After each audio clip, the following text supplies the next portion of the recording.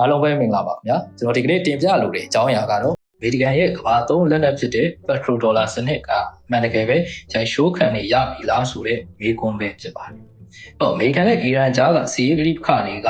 တာမန်တမယိုးကျစစ်ပွဲတစ်ခုကပဲနဲ့ကမ္ဘာစီးပွားရေးအသက်သွေးကြောဖြစ်တဲ့ဒေါ်လာရဲ့ဩဇာကိုပါရိုက်ခတ်လာနေတာကိုကျွန်တော်တို့သတိပြုမိကြပါပါ။ဒါနဲ့ပတ်သက်ပြီးတော့ကျွန်တော်ဒီကနေ့မှာအဓိကချက်၃ချက်ပေါ်မှာအခြေခံပြီးတော့သုံးသပ်ဆွေးနွေးပြီးတော့မှာဖြစ်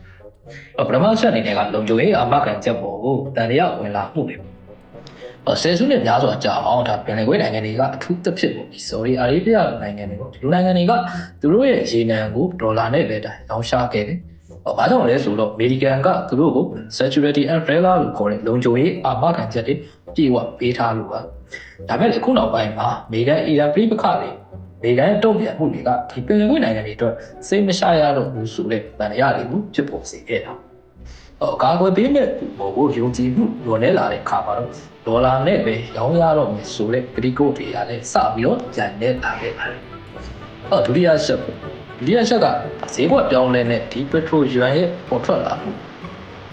။ဒါကပြောရရင်စီးပွားရေးရဲ့လက်တွေ့ဘဝ။အရင်ကလေယာဉ်ကတော့ပင်လယ်ကွေ့ရေနံကိုအဓိကဝယ်လက်ဖြစ်ခဲ့ပြီးတဲ့ခုတော့အမေရိကန်ကိုယ်တိုင်က Shell Wine ကိုထုတ်ပြီးတော့ဗအကြီးဆုံးရေနံထုတ်လုပ်တဲ့သူဖြစ်လာတယ်။ဆိုလိုတာကအမေရိကန်ကဆော်ဒီရဲ့ဖောက်တယ်မဟုတ်တော့ဘဲနဲ့တိုင်ပတ်အနေနဲ့ဖြစ်လာတယ်။လက်ရှိမှာလည်းပင်လယ်ကွေ့ရေနံရဲ့အကြီးဆုံးဝယ်လက်ကတရုတ်၊အိန္ဒိယနဲ့ဂျပန်တို့ဖြစ်နေတယ်။အဲ့တော့ကိုကအများဆုံးဝယ်နေတဲ့သူကသူ့ငွေရွာနဲ့ပေးရှိချင်တာကို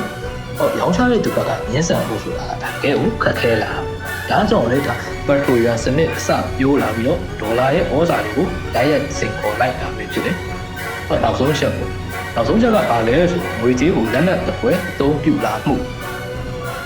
။ဒါကကျွန်တော်တို့ဘယ်မှာပြန်ပြီးတော့ကြည့်ရမလဲဆိုရင်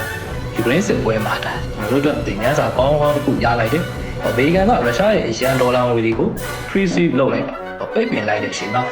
ပင်လယ်ကွေ့နိုင်ငံတွေကဘာတွေစဉ်းစားလာလဲဆိုတော့ဟိုကအမေရိကန်နဲ့အားစားဖြစ်တယ်။ဘာလို့စုဆောင်းထားတဲ့ဒေါ်လာ6 trillion ဆိုတာနေချင်းလာရင်ဆုံးရှုံးခံရမလားဆိုတဲ့အစိုးရစိတ်တွေကသူတို့ကိုဒေါ်လာတစ်ခုတည်းမှာပေါ်မထားဘူးဒီရဲ့ဒါဥရောပတရုတ်နဲ့အိန္ဒိယဘက်ရင်းနှီးမြှုပ်နှံမှုပွဲဝေဖို့တော့အားပေးလိုက်တယ်ဖြစ်တယ်လို့မိတာဒီပေါ်ကအချက်3ချက်ပြန်ပြီးတော့ရှုံကြည့်ရရင်ဒီပတ်ထရိုဒေါ်လာစနစ်အားနည်းလာရတဲ့အချက်တွေပါတယ်။ဒါမှအမေရိကန်ကဒါပင်လယ်ကွေ့ရေနံတွေပေါ်ကိုမိခိုနေစရာမလိုတော့တဲ့ပြုပြင်ပြောင်းလဲမှုတွေလုပ်လာတဲ့ချက်ဒုတိယကရေနံကိုဒေါ်လာနဲ့ပဲရောင်းရမယ်ဆိုတဲ့ဂရိကိုတွေကဖြည်းဖြည်းယုံနေလာတဲ့အကြောင်းရင်းနောက်ဆုံးချက်ကအမေရိကန်ရဲ့လုံခြုံရေးပေးနိုင်စွမ်းပေါ်ကိုဒါတစ်ပတ်ပင်လယ်ကွေ့နိုင်ငံတွေကယုံကြည်မှုကင်းမဲ့လာတဲ့ပုံမှာမြင်မျိုးနဲ့တွေ့လာတာ။ဒါကြောင့်လေဒီပင်လယ်ကွေ့နိုင်ငံတွေအနေနဲ့ပေါ့နိုင်ငံကြီးတစ်နိုင်ငံလေးကိုမမီခိုတော့ပဲနဲ့ဘာတီပိုလာဝင်ရိုးစွန်းနိုင်ငံခြားရေးမူဝါဒကိုကျင့်သုံးလာခဲ့တော့ဒီလိုကျင့်သုံးမှုတွေကြောင့်ပဲဒါပက်ထရိုဒေါ်လာစနစ်ရဲ့ဩဇာကျဆင်းမှုတွေကိုဖြည်းဖြည်းနဲ့တက်တည်ပြလာတယ်။ဒါကြောင့်ပဲဒီကနေ့ဒါကျွန်တော်ဆွေးနွေးတင်ပြသွားတဲ့အကြောင်းအရာကိုနှစ်ရှုပ်ရရင်နာဂတ်မှာကမ္ဘာစီးပွားရေးဟာဒါဒေါ်လာတစ်ခုတည်းပေါ်မှာပဲမဟုတ်တော့ဘဲနဲ့ငွေကြေးမျိုးစုံနဲ့ပတ်တော့မဲ့ခင်းကျင်းတစ်ခုစီကိုဦးတည်နေပြီလို့တော့ဒါကျွန်တော်အနေနဲ့သုံးသပ်ချင်မိပါတယ်အားလုံးကိုကျေးဇူးတင်